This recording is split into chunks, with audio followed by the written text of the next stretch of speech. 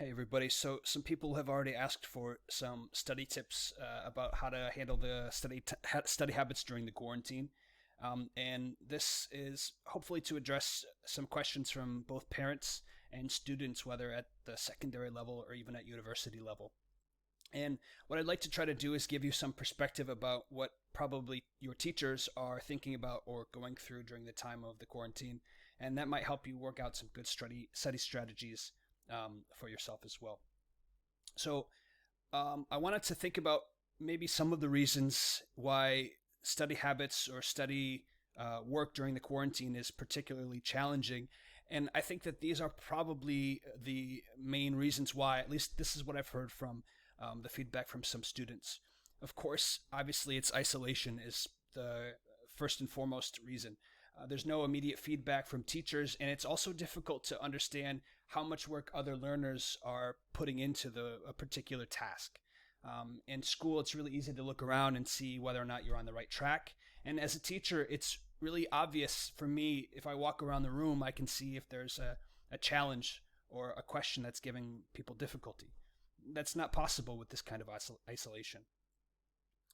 A second key reason is, especially if in my role as a secondary school teacher, there's no consequences for students who are maybe getting behind in this work during the quarantine.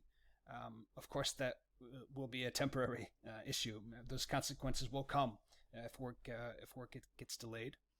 And I think another major reason is that, especially for teachers who are assigning big chunks of work a week or 2 weeks at a time, it's really difficult for students or for learners to kind of understand how much needs to get done on any individual day. And also, I can say from the perspective of teachers, it's been really challenging to try to gauge how much work is appropriate. Again, we don't have the same immediate feedback we would as we were walking around a classroom. So if I'm assigning homework, it's a little bit more difficult to know exactly where the students are, and the obvious one about being easily distracted.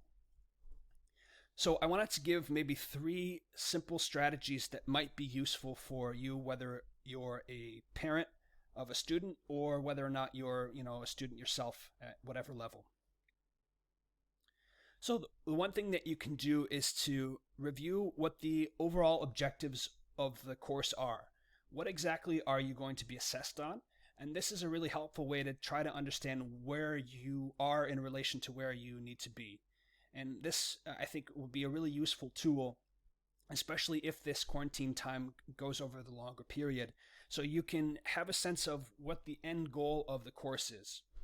Most of your instructors will have a really clear set of guidelines, a rubric for how things will be graded, and also an overall aim of course objectives. This is what most of your assessment or your tests will be focused on. So if you have a really good understanding of what those objectives are, it's more easily for you to sort of see where you are in relation to where you need to be. So that would be my first suggestion. And if you're a parent of a student, that might be one thing to sit down with the student and try to make sense of what that language is on the course objectives. In my experience, learners at all ages are actually pretty good at understanding where they are in relation to where they need to be in terms of key objectives in a course. A second strategy I really like something called the Pomodoro Technique. And this is a way to break up your work into manageable chunks, where basically you work without any distractions for 25 minutes. You give yourself 5 minutes break, and then you repeat that. And once you've done 25, or rather four sections of Pomodoros, you give yourself a longer break. What's really good about this technique, I think, is the fact that if you work for 25 minutes, you have a sense of accomplishment. Usually you're getting into enough depth or focus that you actually are able to do really good work. And I think one of the things that I've heard from my students is as they're working on the computer all day long, they find it really difficult to actually get up and move around. So this is a nice balance. For those of you who are working at a university level, my suggestion of using the Pomodoro technique is to assign yourself a certain amount of Pomodoros to accomplish each day. So rather than try to write an entire paper, especially if you have a longer deadline. Say, I want to give myself 6 Pomodoros or 6 times 25 minutes of work. And if I do that, I know that I've done what I can do today. That's a reasonable goal to set for the day. And so that way, what is maybe unmanageable or too big of a chunk, if I have to write a big long essay that's due in a month, if I say, well, today I think it's reasonable based on my other schedule to put, 4 or 6 Pomodoro rounds in, that's enough.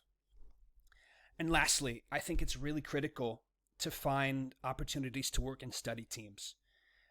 I'm also working as a student in my own degree program, and working in a study team has been one of the most important ways to keep on track with my virtual learning program. So study teams keep us accountable. We actually meet virtually face to face once a week. And we also try to divide tasks in study lessons. So we're all sort of holding each other accountable.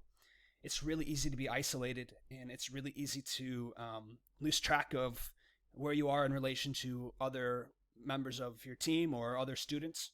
And so arranging a study team with a really clear set of accountability can go a long way. So I hope these will be useful strategies. It's just like one starting place to think about how you might manage study habits during the quarantine.